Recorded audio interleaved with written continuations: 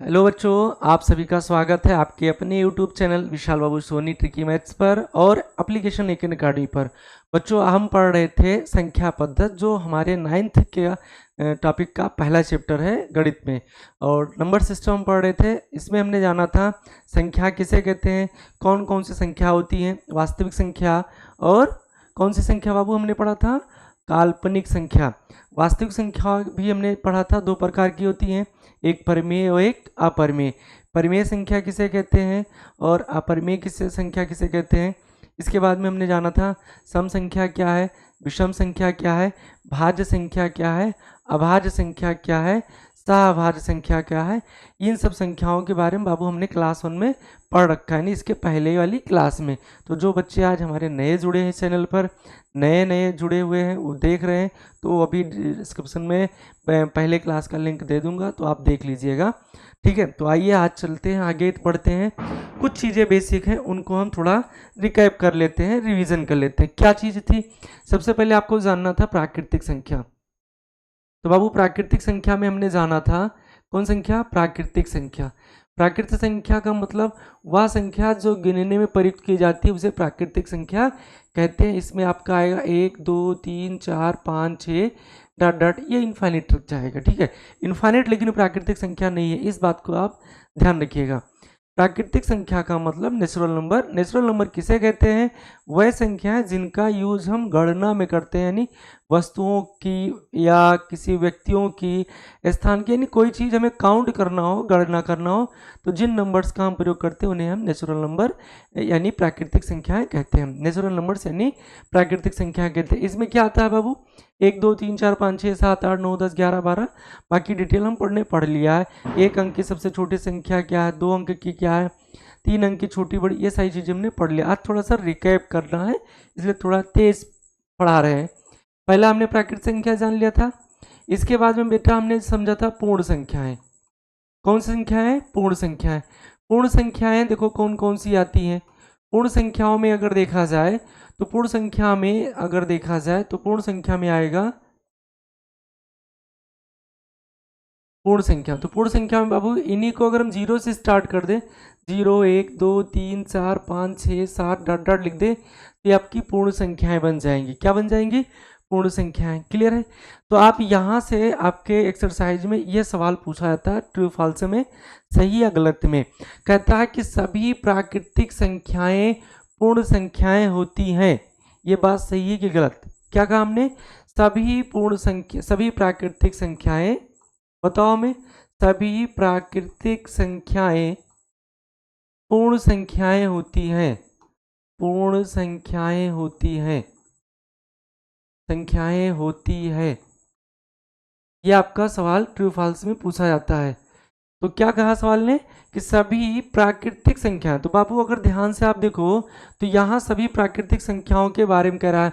तो प्राकृतिक संख्या में क्या आ रहा है, 1 2 3 4 5 6 डॉट डॉट, ये सभी संख्याएं आपको देखो पूर्ण संख्या मिल रहा है, नहीं मिल रहा है।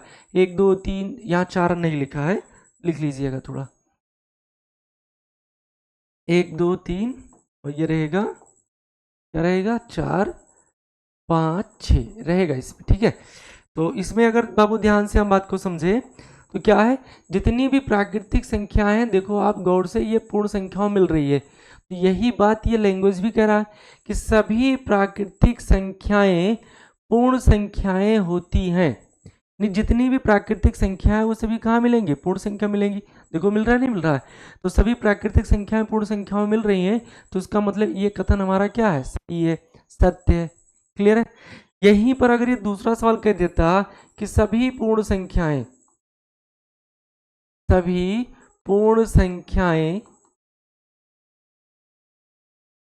प्राकृतिक संख्याएं होती हैं, प्राकृतिक संख्याएं होती हैं। अब ये कथन आपको दे दिया गया, ठीक है, इसमें बताना है सही कि गलत। तो सभी पूर्ण संख्याओं की बात ये कह रहा है, सभी पूर्ण संख्या। तो पूर्ण संख्या में बाबू आपका क्या आता है, 0 आएगा, 1 आएगा, 2 आएगा, 3 आएगा, यानी 0 से आएगा। तो ये देखो अगर प्राकृतिक संख्या में चले, हम सभी पूर्ण संख्याओं की बात कह रहा था, प्राकृतिक संख्या होती है, तो 0 देखो क्या प्राकृतिक संख्या में है, नहीं है, पहले ही ये कथन फेल हो गया। ये कह रहा है सभी पूर्ण संख्या, तो पूर्ण संख्या में 0 आ रहा है, प्राकृतिक संख्याएं होती हैं तो प्राकृतिक संख्या में कहाँ जीरो आ रहा है भाई? प्राकृतिक संख्या में शून्य नहीं आता है। और ये कह रहा सभी पूर्ण संख्याएं प्राकृतिक संख्या होती हैं, ये बात सरासर गलत है। रउआ लोग समझत बानी? ये बात सरासर गलत है कि सभी पूर्ण संख्याएं प्राकृतिक संख्या होती हैं। इसका विपरीत सभी प्राकृतिक संख्याएं पूर्ण संख्या होती है। ये बात आपका सही हुआ। तो इन दोनों पर आपसे ये दो कथन पूछ सकता था सही गलत में। बात समझ में? अगर समझ गए तो बेटा वीडियो को लाइक कर दो और प्यारा प्यारा कमेंट कर दो, ठीक है। चलिए, प्राकृतिक संख्या हो गई, पूर्ण संख्या हो गई। अब आपका इसके बाद में सम संख्या हम बता ही चुके हैं। सम संख्या में हम आपको बता चुके हैं वह संख्याएं जो दो से पूर्णतः विभाजित होती हैं आपकी क्या कहलाती हैं? सम संख्याएं कहलाती हैं। वह संख्याएं जो दो से पूर्णतः विभाजित हों तो आपकी सम संख्याएं कहलाती हैं, ठीक है। सम संख्याएं, तो बाबू सम संख्या अगर हम देखें तो वह संख्या जो दो से पूरी पूरी विभाजित हो जाए, 2, 4, 6, 8, 10 डॉट डॉट, ये आपकी सम संख्या हो गई। पहचानने का तरीका रउआ लोग हम बता दिए आपको। क्या बताया है कि जब किसी संख्या का इकाई-अंक 2 से कट जाए, यानी किसी संख्या का इकाई-अंक अगर 2 के टेबल में आ रहा है तो आपकी सम संख्या कहलाएगी। जैसे हम लिख दिए 306, बाबू इकाई-अंक 6 लिखा है और 2 के टेबल में 6 आ रहा है, तो इसका मतलब 306 हमारी एक सम संख्या है। 306 एक हमारी सम संख्या है। बाबू 307 लिख दिया, 307 में इकाई-अंक 7 है और 2 के टेबल में 7 नहीं आ रहा है, इसका मतलब 307 सम संख्या नहीं है, सम संख्या नहीं है। अगर रउआ लोग आप समझा चाहो तो ये सम नहीं है तो फिर विषम है। अगर ये सम संख्या नहीं है तो फिर क्या है? विषम संख्या। अगर ये सम संख्या नहीं है तो आपकी क्या कहलाएगी? विषम संख्या कहलाएगी। बात समझ रहे हैं ना? अगर सम संख्या नहीं है, अगर सम संख्या नहीं है तो ये आपकी क्या कहलाएगी? विषम संख्या। इसके बाद में चौथा अगर देखा जाए तो विषम संख्या है वह संख्या है जो दो से पूर्णतः विभाजित ना हो, विषम संख्या कहलाती है। आपका आएगा 1, 3, 5, 7, 9, 11, 13 डॉट डॉट डॉट, ये आपकी विषम संख्या हो गई। पांचवा आपको हमने बताया था भाज्य संख्या। पांचवा हमने आपको बताया था क्या? भाज्य संख्या। बाबू अगर हम भाज्य संख्या की बात करूं तो भाज्य संख्याएं, भाज्य संख्याएं क्या था? वह संख्या जिसके केवल दो, वह संख्या जिसके दो से अधिक भिन्न भिन्न गुणनखंड हो, वह संख्या जिसके दो से अधिक भिन्न भिन्न गुणनखंड होते हैं उसे हम कहते हैं भाज्य संख्या। क्या कहते हैं उसे? मतलब कोई संख्या एक तो स्वयं से कटे, एक तो स्वयं से कटे और एक से कटे और इनके अलावा और भी किसी संख्या से कट जाए तो बाबू आपकी कहलाएगी भाज्य संख्या। इसके बारे में डिटेल हम लेक्चर 1 में पढ़ चुके हैं, क्लास 1 में हम पढ़ चुके हैं।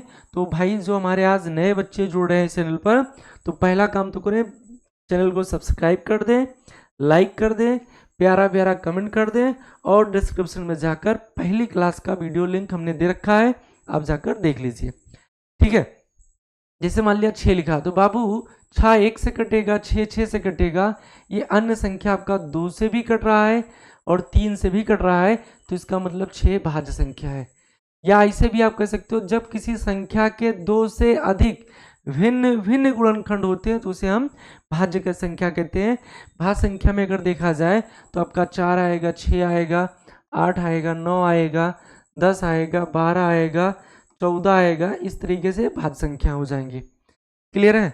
अगला हमने देखा था अभाज्य संख्याएं। कौन संख्या है? अभाज्य संख्याएं। अगला हमने देखा था अभाज्य संख्याएं।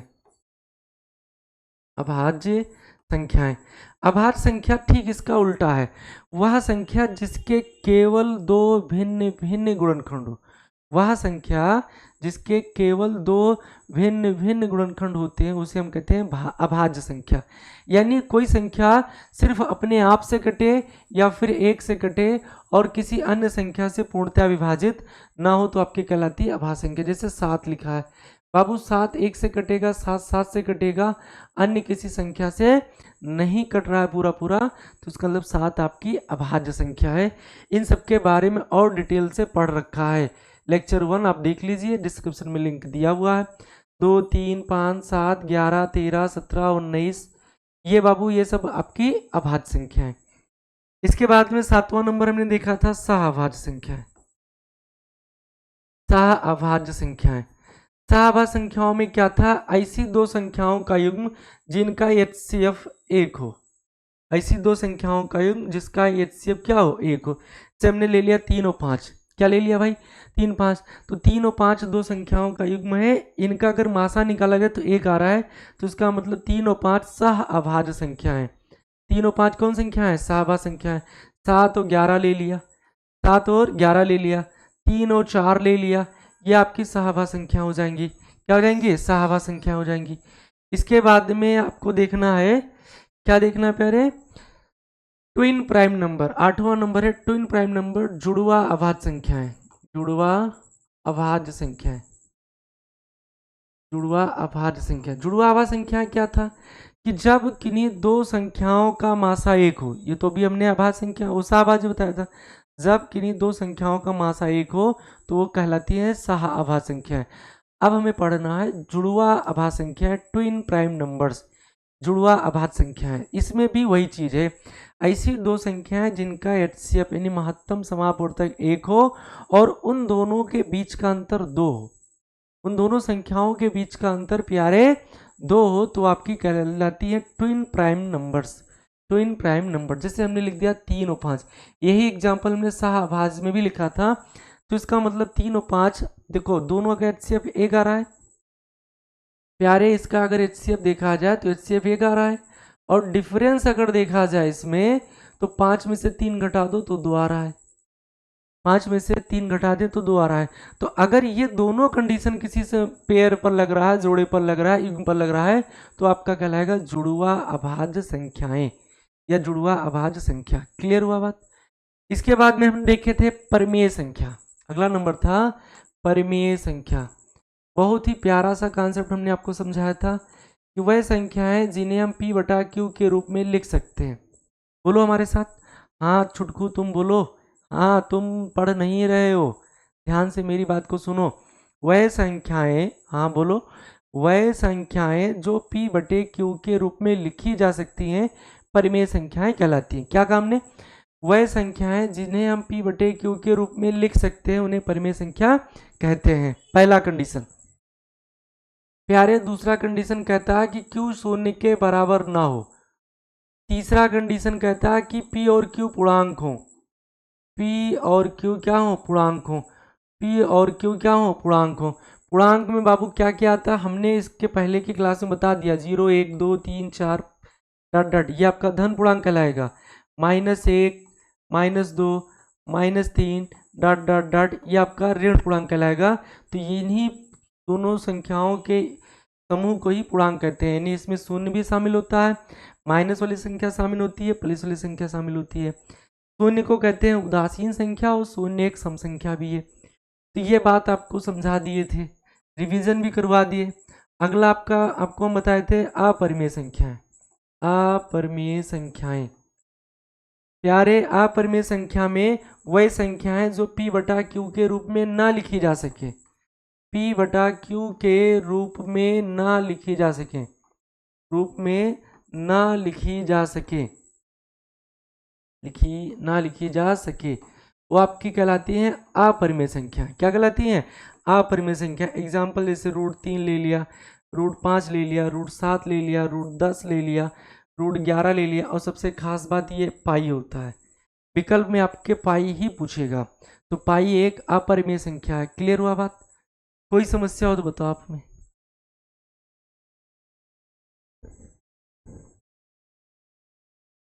चलिए, ये सारी चीजें हमने पहले ही क्लास में पढ़ रखा है, अब आगे हम बढ़ते हैं। बड़े भाई, आगे हमें पढ़ना है कि दो परिमेय संख्याओं के बीच में, ये चीजें आपको विकल्प में सही गलत में पूछी जाएंगी, तो आपको याद रख लेना कि दो परिमेय संख्याओं के बीच में, दो परिमेय संख्याओं के बीच में, दो परिमेय संख्याओं के बीच में, दो परिमेय संख्याओं के बीच में के मध्य या बीच, जो आपका मन कहे, मध्य में अनंत परिमेय संख्याएं होती हैं, या आप ऐसे भी लिख सकते हो, दो परिमेय संख्याओं के बीच में अपरिमित रूप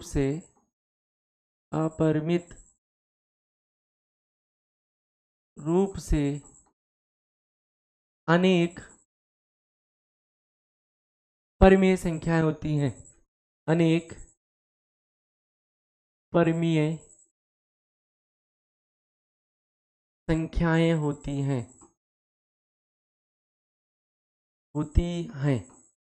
क्लियर है।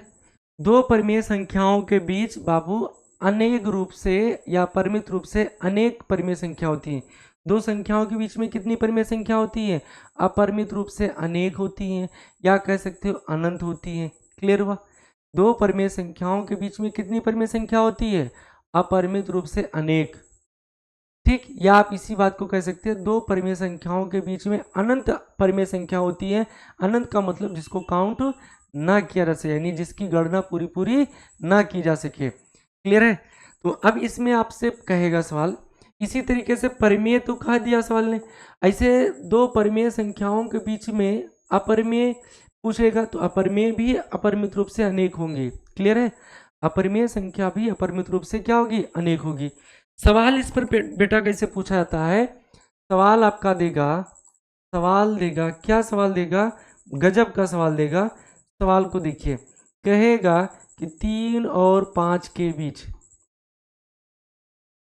3 और 5 के बीच दो परिमेय संख्याएं ज्ञात करें। दो परिमेय संख्याएं ज्ञात करें। दो परिमेय संख्याएं ज्ञात करें। यह सवाल आपका किताब में है कि 3 और 5 के बीच दो परिमेय, अभी हमको 2 बता रहे हैं, फिर 3 बताएंगे, 4 बताएंगे, 5 बताएंगे, बाकी आप तो खुद ही कर सकते हो। पहले आप मेरी बात को गौर से सुनिए। 3 और 5 के बीच की परिमेय संख्या निकालनी है, वो भी कितनी? 2। तो दो परिमेय संख्या कैसे निकलेगा? आप इस बात को थोड़ा गौर करिए। अगर कोई दो संख्या ए और बी है, कोई दो संख्या ए और बी है, तो इनके बीच की परिमेय संख्या जो होगी, बीच की परिमेय संख्या, प्यारे अगर बीच की परिमेय संख्या अगर हम पूछें, तो बीच की परिमेय संख्या होती है, क्या होती है? 1/2 ए प्लस बी। इस बात को आप गांठ बांधकर दिमाग में डाल दीजिए कि अगर कोई दो संख्याएं ए और बी हैं, अगर कोई दो संख्याएं ए और बी हैं, तो इनके बीच की जो परिमेय संख्या होगी, क्या होगी? 1/2 इंटू ए प्लस बी। क्या होगा? 1/2 इंटू ए प्लस बी। कब? जब ए और बी के बीच की परिमेय संख्या कहे। हाँ, आप बताओ, ए और बी के बीच की परिमेय संख्या क्या कहोगे? बोलो, रउआ लोग बोलता नहीं। दो परिमेय संख्याओं के बीच में अपरिमित रूप से अनेक परिमेय संख्या होती है। अब उनमें से आपसे दो परिमेय संख्या बीच की पूछ ले, 3 पूछ ले, 4 पूछ ले, जो भी पूछ ले आप बता सकते हो, लेकिन इस बात को दिमाग में अच्छे से डालना है। क्या बाबू? कि अगर कोई दो संख्या ए और बी है, इनके बीच की परिमेय संख्या पूछे, तो आप लिखोगे 1/2 ब्रैकेट में ए प्लस बी। यानी इसका अर्थ हुआ कि दोनों को जोड़कर आधा करना है। जब भी दो संख्याओं के बीच की संख्या पूछे, तो दोनों को जोड़कर और उसको आधा कर दीजिए। दोनों को जोड़कर उसको आधा कर दीजिए, आपकी बीच की संख्या निकल आएगी। तो अपने सवाल को गौर से देखो। सवाल क्या करा कि 3 और 5 दो संख्याएं दी गई हैं, इनके बीच की परिमेय संख्या आपको ज्ञात करनी है। वो भी कितनी? दो परिमेय संख्या। वो भी कितनी? दो परिमेय संख्या। देखो यहाँ अगर संख्या रेखा मैं बना दूं और ये लिख दिया हमने 0, लिख दिया 1, 2, 3, 4 और ये 5, तो अब 3 और 5 के बीच की परिमेय संख्या ज्ञात करनी है। तो प्यारे 3 और 5 के बीच की तो एक तो साफ साफ दिख रहा है 4 है, एक तो साफ साफ दिख रहा है कि 3 और 5 के बीच की परिमेय संख्या 4 है, लेकिन हमें निकालना है। दिखने से थोड़ा काम चलेगा, गणित है, इसमें थ्योरी और प्रैक्टिकल दोनों होता है। तो यहाँ आप लिखोगे हल। गणित में हमेशा हल लिखा जाता है, सोल्यूशन लिखा जाता है, उत्तर लास्ट में लिखा जाता है। ठीक है प्यारे? तो लिखोगे क्या कि 3 और 5, क्या लिखोगे आप कि 3 और 5 के बीच की 3 और 5 के बीच की, यहाँ नई लाइन से लिख देना पहली परिमेय संख्या, पहली परिमेय संख्या बराबर। तो लल्लू हमने क्या कहा था, जिन दो संख्याओं के बीच की परिमेय संख्या ज्ञात करनी है उन दोनों को जोड़कर आपको आधा कर देना। क्या कर देना है, आधा। तो 3 और 5 के बीच की संख्या पूछ रहा, तो 3 और 5 को जोड़ना है और फिर इसका आधा कर देना, हाफ कर देना। ये हाफ का मतलब बटे 2। क्लियर है। तो 3 और 5 को अगर हम जोड़े तो बाबू कितना होगा, 8 होगा। और 3 और 5 का जोड़ अगर 8 हुआ और बटे में 2 लिखा तो 2 से निपट जाएगा, 2 चौके 8। तो पहली परिमेय संख्या बाबू आपकी आ गई 4। पहली परिमेय संख्या अगर देखो तो कितनी आ गई, 4 आ गई। पहली परिमेय संख्या कितनी आ गई, 4 आ गई। बताओ क्या कोई दिक्कत है, कोई समस्या हो तो बताओ। जब भी कोई नहीं दो संख्याओं के बीच की परिमेय संख्या ज्ञात करनी है तो दोनों को जोड़कर आधा कर दीजिए, आपकी संख्या निकलती चली आएगी। तो देखो 3 और 5 के बीच की पहली परिमेय संख्या हमने निकाल लिया 4। अब आप हमें संख्या रेखा को देखकर बताओ, यहां वाली अगर संख्या निकाल ले, ये वाली, तो ये संख्या बताओ 3 और 5 के बीच है कि नहीं है, बोलो। ये संख्या अगर निकाल लें तो ये वाली संख्या भी तो 3 और 5 के बीच है। तो अगली परिमेय संख्या निकालना है तो 3 और 5 ना ले लें, हम 3 और 4 के बीच की निकालेंगे तो ये निकल कर आएगा और ये संख्या आपकी 3 और 5 के बीच की ही होगी। क्लियर है। तो दूसरी परिमेय संख्या अगर हमें लिखना है, दूसरी परिमेय संख्या, दूसरी परिमेय संख्या, तो दूसरी परिमेय संख्या हम लिखेंगे क्या, हम आपकी इस बार लेंगे 3 और 4 ले लेंगे। तो 3 और 4 को जोड़कर हम आधा कर देंगे, 3 और 4 को जोड़कर क्या कर देंगे, आधा। और 3 और 4 का जोड़ हम जानते हैं 7 होता है, तो ये दूसरी परिमेय संख्या आपकी आ गई 7/2। बताओ कोई समस्या है। जब भी दो परिमेय संख्याओं के बीच की परिमेय संख्या निकालनी है तो आप हमेशा एक काम करिए, दोनों को जोड़कर आधा कर दीजिए। दोनों को जोड़कर क्या कर देंगे, आधा। अगले सवाल की तरफ अगर हम बढ़े तो सवाल कहेगा, अगला क्वेश्चन देखें दूसरा। तो दूसरा क्वेश्चन क्या है, सवाल कहेगा कि 3/2 और 5/2 के बीच की दो परिमेय संख्याएं ज्ञात करें। दो परिमेय संख्याएं ज्ञात करें। दो परिमेय संख्याएं ज्ञात करें। तो अब इस बार हमने बटे में वैल्यू ले लिया। देखो इस सवाल को लगाने का एक तरीका और भी है, पहले ये बेसिक मेथड है हम अच्छे समझ लेते हैं और ये आना चाहिए हर बच्चे को, ठीक है। फिर दूसरा तरीका भी हम बताएंगे आपको, उसमें गुड़ा उड़ा कर लेते हैं वो भी आ जाता है, लेकिन पहले ये आप अच्छे समझ जाइए। तो यहाँ पहले लिखोगे हल, क्या लिखोगे बाबू, हल लिखोगे। हल में पहला कह रहा है कि 3/2 और क्या कह रहा है, 5/2। 3/2 और 5/2 के बीच की, ये लिख दीजिए और लिख दीजिए फिर पहली परिमेय संख्या। क्या लिखेंगे, पहली परिमेय संख्या, पहली परिमेय संख्या। तो अभी बाबू हमने क्या कहा था कि जब भी दो परिमेय संख्याओं के बीच की परिमेय संख्या निकालना हो तो आप पहले उन दोनों को जोड़ेंगे, जोड़कर फिर आधा करेंगे। क्या कर देंगे, आधा। वो पुष्पराज में है ना, झुकेगा नहीं, तो वैसे यहाँ इसको झुका देना काट कर। क्या है बाबू, 3/2 5/2। तो इन दोनों के बीच की निकालनी है तो 3/2 में आप जोड़ दीजिए 5/2। ये हमने जोड़ दिया और फिर इसका बाबू करना है आधा। आधा का मतलब गुणे बटे 2, बस ये आधा हो गया। अब इसको आप सरल तो करना जानते ही हो बाबू। देखो दोनों का हर बराबर है और अगर दोनों का हर बराबर है तो अंश आप वैसे लिख लीजिए 3 + 5। अंश आप ऐसे लिख लीजिए 3 + 5, तो 1/2 है ही, गुणे 3 और 5 बाबू होगा 8 और बटे 2। तो 2 × 1 = 2, 2 चौके 8, 2 × 1 = 2, 2 दूनी 4। तो ये आपका वैल्यू आ गया 2। बताओ कोई समस्या है। तो 3/2 और 5/2 के बीच की परिमेय संख्या आ गई क्या, 2। यहाँ अगर संख्या रेखा में थोड़ा सा बना दो आपको समझने के लिए, तो ये मान लीजिए आपका 3/2 है और ये मान लीजिए आपका 5/2 है। तो इनके बीच की संख्या जो हमने निकाला, क्या निकाला भाई, 2। अब दूसरी परिमेय संख्या आपको ज्ञात करनी है अगर, तो दूसरी परिमेय संख्या अगर निकालनी है तो उसके लिए क्या काम करेंगे, आप मेरी बात को गौर से सुनिए। दूसरी परिमेय संख्या बराबर, तो देखो 3/2 और 5/2 के बीच की हमने निकाला, तो अगर 3/2 और 2 के बीच का निकाले तो यहाँ की कोई संख्या निकलेगी। और प्यारे यह संख्या बताओ 3/2 और 5/2 के बीच है, बोलो है या नहीं, बोलो। 3/2 और 5/2 के बीच की ये संख्या यहाँ वाली है कि नहीं है? अगर है तो हम काम क्या करें, 3/2 और 2 के बीच की संख्या निकाल लें, समझे भाई। 3/2 5/2 के बीच की निकाला हमने, 2 आया। अब इन दोनों के बीच की बात कर ले, तो इन दोनों के बीच की निकालना काम वही। अब 3/2 लिखेंगे प्लस 2 लिखेंगे, इन दोनों को जोड़कर आधा कर देंगे। इन दोनों को जोड़कर जब भी दो परिमेय संख्याओं के बीच की परिमेय संख्या निकालनी है तो आप काम क्या करेंगे, उन दोनों को जोड़कर आधा करेंगे, ये याद रखिए बस। तो 3/2 और प्लस 2 कर दिए। अब इसको अगर हम सरल करें तो रउआ इसका बटा 1 माना जाएगा, यहाँ एलसीएम लेंगे 2 आएगा, क्रॉस मल्टीप्लाई कर दे, या हम चाहते तो ऐसे भी कर सकते थे, 2 दूनी 4 और 3 7/2। भाई 3/2 में 2 जोड़ना है, ये फ्रैक्शन वैल्यू है, ये आपका पूर्णांक वैल्यू है। तो जब भी इस तरीके से वाला तो अब से तिरछा सरल कर लिया करो, 2 दूनी 4 प्लस 3, तो 4 में 3 जोड़ेंगे 7/2 आ जाएगा।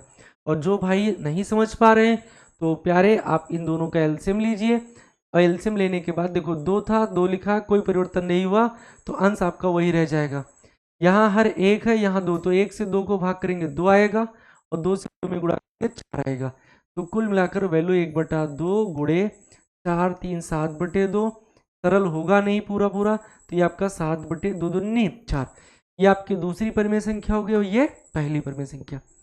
मुझे उम्मीद है कि आपको सारी बातें अच्छे से समझ में आ गई। अगर समझ में आ गई हैं तो बाबू दबा कर लाइक कर दीजिए, वीडियो को शेयर कर दीजिए, और ज़्यादा से ज़्यादा बच्चों तक इस मैसेज को पहुंचा दीजिए कि आपकी प्रतिदिन क्लास अब मंडे से फ्राइडे तक, सैटरडे संडे 2 दिन हाफ रहेगा।